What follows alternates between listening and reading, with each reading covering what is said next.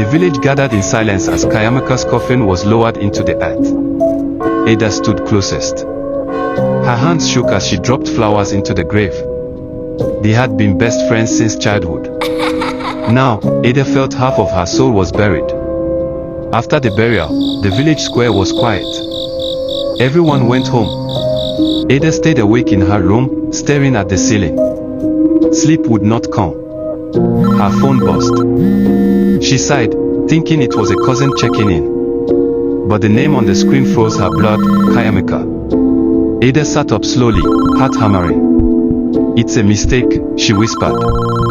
The phone stopped ringing. She dropped it on the table. Then, it rang again. Louder. More urgent. With trembling hands, Ada picked it up. She pressed answer. For a moment, only silence filled her ear. Then, a voice. Weak. Faint. Familiar. "Ada, it's so dark here." Ada dropped the phone in terror. It hit the floor, still glowing. Her best friend was calling. But she was buried beneath the earth. Ada's hands trembled as she crawled toward the phone. She picked it up again. The call was still connected. "Ada," the voice groaned. "It's cold, so cold." Ada screamed and hung up. The screen went black. She switched off the phone completely. "It's not real," she whispered. But at exactly 3 a.m., the phone lit up again, power on by itself. Ada's fear turned to anger. "Whoever you are, stop this," she shouted.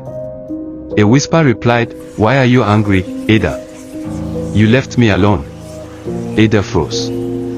That was Kayamika's voice. She threw the phone into a drawer and slammed it shut. The drawer rattled violently.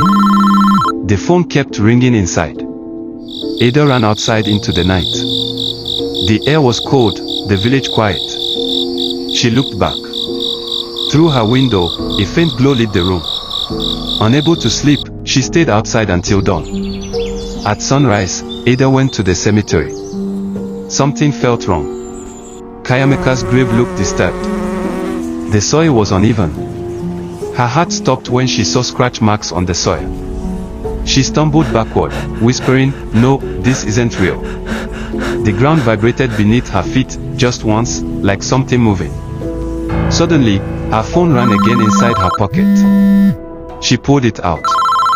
Caller ID, Kayamika calling. Terrified, she answered. Silence.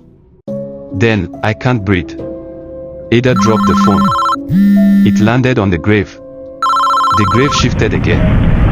The phone sank slightly into the soil. Ada fled from the cemetery, her screams echoing. Back home, she locked every door and window. She sat trembling, clutching a Bible, whispering prayers. But the candle flickered and died. Darkness swallowed the room. Then her phone rang. Loud. Clear. In the dark. With shaking hands, Ada answered. The voice whispered, "Ada, I'm not in the grave anymore." Her breath caught. "Where are you?" she whispered. The voice replied, soft but chilling, "Behind you." Ada spun around. The room was empty. Then she heard it, the slow creak of her bedroom door opening by itself. Ada froze, staring at the door creaking open. Her phone slipped from her hand and hit the floor. The ringtone stopped. Silence filled the room. Then, soft footsteps echoed inside her house. Ada backed into a corner, clutching her Bible tight.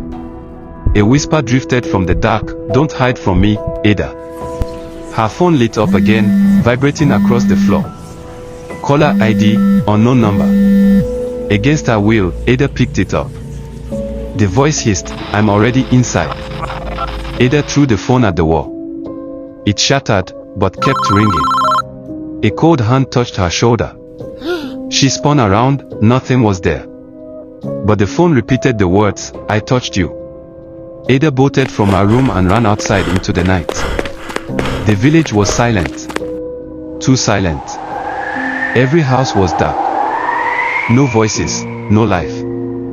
Her phone rang again, in her pocket. She had left it broken inside. She pulled it out. Perfectly intact. She screamed and threw it into a well. Silence returned. Ada trembled in the moonlight. But then, her phone rang again, from the bottom of the well. The voice echoed, "You can't throw me away." Ada staggered back, horrified. Suddenly, the ground cracked beneath her feet. A pale hand reached out of the ground. Ada ran, but more hands began clawing out. Whispers filled the air, voices of the dead. Ada screamed, sprinting back toward her house. She slammed the door shut and collapsed. Her phone was already waiting on the table, glowing. She whispered, "Leave me alone." The phone replied, "But you answered me first." Ada smashed it with a rock. Yet from the broken pieces, the ringtone still played. Ada collapsed, clutching her head, screaming. The whispers grew louder, "We are all waiting." The room went ice cold. Her breath was visible. She turned slowly. A figure stood in the corner. It stepped forward. It was Kayamika. "Why did you bury me alive, Ada?" the ghost whispered. Ada shook her head violently. "No, you were dead."